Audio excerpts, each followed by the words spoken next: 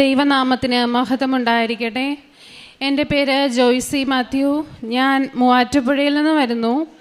ഞാൻ ഇവിടെ വന്ന് ആദ്യമായി ഉടമ്പടി എടുത്തതും ഉടമ്പടി എടുക്കാനായിട്ട് ആദ്യമായി ഇവിടെ വരുന്നതും 2023 ഏപ്രിൽ 30 ഇവിടെ വരുമ്പോൾ എനിക്ക് വരുമ്പോൾ തൊട്ടിങ്ങനെ സാക്ഷ്യം പറയണം, ഉടമ്പടി എടുക്കണം എന്നുള്ളൊരു ആഗ്രഹം കൊണ്ടാണ് ഞാനിവിടെ വന്നത്. പിന്നെ പരിശുദ്ധ അമ്മ ഇവിടെ പ്രത്യക്ഷപ്പെട്ടതാണെന്ന് എനിക്കറിയില്ലായിരുന്നു. അമ്മയുടെ വലിയൊരു ഭക്തി ആയതുകൊണ്ട് ഞാനിവിടെ വരാനായിട്ട് ആഗ്രഹിച്ച് എൻ്റെ ജീവിത പങ്കാളിയും എൻ്റെ മമ്മിയും എൻ്റെ അനിയത്തിയുമായിട്ടാണ് ഇവിടെ വന്നത് ആദ്യമായിട്ട്. ഇവിടെ വന്നപ്പോൾ ബഹുമാനപ്പെട്ട ജോസഫ് അച്ഛൻ്റെ വചനപ്രഘോഷണത്തിൽ കുർബാന മധ്യേ അച്ഛൻ പറയുകയുണ്ടായി, പരിശുദ്ധ അമ്മ ജീവനോടെ അൾത്താരയിൽ പ്രത്യക്ഷപ്പെട്ട കാര്യം. ഒരുപാട് സന്തോഷമായി അത് കേട്ടപ്പോൾ. അങ്ങനെ ഞാൻ ഇവിടെ നിന്ന് ഉടമ്പടി എടുത്ത് തിരിച്ചു പോയി. ഞാനിവിടെ ഉടമ്പടി എടുത്തത് എല്ലാവരെയും പോലെ തന്നെ പുറത്തേക്ക് പോകണം, ജോലി ചെയ്യണം എന്നുള്ളൊരാഗ്രഹം കൊണ്ടാണ്. പക്ഷേ ദൈവത്തിൻ്റെ തീരുമാനം വേറെയായിരുന്നു. എനിക്ക് ജോലി കിട്ടിയ ഒരു സാക്ഷ്യമാണ് ഞാനിവിടെ പറയുന്നത്. ഞാൻ ജർമ്മൻ എക്സാം എഴുതി 5 പ്രാവശ്യം എഴുതി. പക്ഷെ എനിക്ക് ഒരു മൊഡ്യൂൾ പോലും എനിക്ക് പാസ്സാവാനായിട്ട് സാധിച്ചില്ല. ഒത്തിരി പൈസ ചിലവായി, ഒത്തിരി ബുദ്ധിമുട്ട് അനുഭവിച്ചു, ഒത്തിരി സങ്കടം അനുഭവിച്ചു. അങ്ങനെ ഇരുന്നപ്പോൾ പൈസ ഇല്ലാതിരുന്നൊരു സന്ദർഭത്തിൽ ഞാൻ ഈ ജർമ്മൻ്റെ എക്സാം പഠനവും എല്ലാം ഉപേക്ഷിക്കേണ്ടി വന്നു. അത് കഴിഞ്ഞപ്പോഴാണ് എനിക്ക് ഗൾഫിലേക്ക് പോകാനുള്ളൊരു ഓപ്പർച്യൂണിറ്റി കിട്ടിയത്.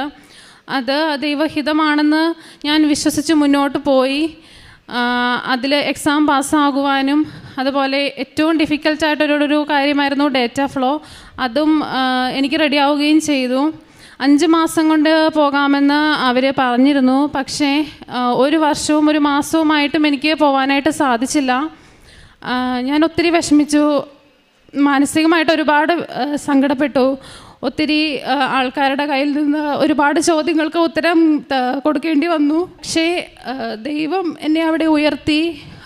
എനിക്ക് നാട്ടിൽ ജോലി ചെയ്യണമെന്നൊരു ആഗ്രഹം നേരത്തെ തൊട്ടേ ഉണ്ടായിരുന്നു. പക്ഷേ ഞാൻ പുറത്തായിരുന്നു പഠിച്ചത്, നേഴ്സാണ്. അപ്പം അവിടെ പഠിച്ച സമയത്ത് എനിക്ക് സർട്ടിഫിക്കറ്റിന് ഒരുപാട് ഇഷ്യൂസ് വന്നിട്ടുണ്ടായിരുന്നു. നാട്ടിൽ ജോലി ചെയ്യണമെങ്കിൽ നാട്ടിലെ സർട്ടിഫിക്കറ്റ് വേണം. ഞാൻ ബീഹാറിലാണ് പഠിച്ചത്. അപ്പം പൊളിറ്റിക്കൽ ഇഷ്യൂസൊക്കെ കാരണം സർട്ടിഫിക്കറ്റ് ഒരുപാട് ഡിലേ ആയി. എനിക്കൊരു 4.5 വർഷത്തെ ഗ്യാപ്പുണ്ട്. അപ്പം നാട്ടിൽ ജോലി ചെയ്യാനാണെങ്കിൽ എനിക്ക് കിട്ടുമോ ഇല്ലയോ എന്നൊന്നും അറിയത്തില്ല. ഒരു പ്രതീക്ഷയും ഇല്ലായിരുന്നു. എല്ലാ രീതിയിലുള്ള എൻ്റെ എല്ലാ പ്രതീക്ഷയും നഷ്ടപ്പെട്ട ഒരവസ്ഥയിൽ എനിക്ക് ഈ സർട്ടിഫിക്കറ്റ് ദൈവത്തിൻ്റെയും പരിശുദ്ധ അമ്മയുടെയും ഈശോയുടെയും കൃപ കൊണ്ട് ആ സർട്ടിഫിക്കറ്റ് എൻ്റെ ഒരു റിലേറ്റീവ് വഴി എനിക്ക് ആ സർട്ടിഫിക്കറ്റ് കിട്ടി. അതെനിക്ക് കിട്ടിയത് 2025 മെയ് 21 ഞാൻ അമ്മയോട് എപ്പോഴും പ്രാർത്ഥിക്കും, എനിക്ക് എൻ്റെ ബർത്ത്ഡേക്ക് ഗിഫ്റ്റായിട്ട് ഒരു ജോലി ശരിയാക്കി തരണേന്ന്. ജോലി ഇല്ലാത്തതിൻ്റെ ഒരുപാട് ബുദ്ധിമുട്ട് ഞാൻ അനുഭവിച്ചു. അങ്ങനെ എനിക്ക് 21 ആ സർട്ടിഫിക്കറ്റ് എൻ്റെ കയ്യിൽ കിട്ടുകയും അന്ന് തന്നെ ഞാൻ എൻ്റെ വീടിനടുത്തുള്ള, എൻ്റെ സ്ഥലത്തിനടുത്തുള്ള ഒരുപാട് ഹോസ്പിറ്റലിൽ അന്വേഷിക്കുകയും റെസ്യൂം അയക്കുകയും ചെയ്തു. ഒരാഴ്ച എടുത്തു. ഒരു ഉത്തരവ്, ഒരു ഫോൺ കോളോ ഒന്നും വന്നില്ല. ഞാൻ ഒത്തിരി വിഷമിച്ചു. എന്നാലും പ്രാർത്ഥിച്ചു. അമ്മയുടെ അടുത്ത് ഒരുപാട് ഞാൻ പ്രാർത്ഥിച്ചു. ഒരുപാട് കൊന്തകൾ ചൊല്ലി പ്രാർത്ഥിച്ചു. ഒത്തിരി കാര്യങ്ങൾ ചെയ്തു. ബൈബിൾ വായനയിലൂടെ ആണെങ്കിലും ഒരുപാട് കാര്യങ്ങൾ ചെയ്ത് ഞാൻ പ്രാർത്ഥിച്ചു. പക്ഷേ ഒരു 2 ദിവസം കഴിഞ്ഞപ്പോഴത്തേക്കും എനിക്കൊരു കോൾ വന്നു. ഒരു ഹോസ്പിറ്റലിൽ നിന്നായിരുന്നു. ഇൻ്റർവ്യൂ അറ്റൻഡ് ചെയ്യാൻ പോരെയെന്ന് പറഞ്ഞ്. 4.5 വർഷത്തെ ഗ്യാപ്പുണ്ട്. നാട്ടിൽ എക്സ്പീരിയൻസ് ഇല്ല, എനിക്ക് പുറത്തെ എക്സ്പീരിയൻസ് ആണ്.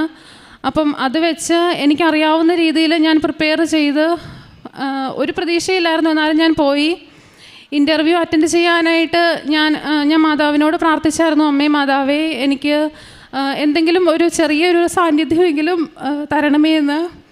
അങ്ങനെ എനിക്ക് മാതാവിൻ്റെ 2 സിസ്റ്റേഴ്സായിരുന്നു എന്നെ ഇൻ്റർവ്യൂ അറ്റൻഡ് ചെയ്യാനുണ്ടായിരുന്നത്.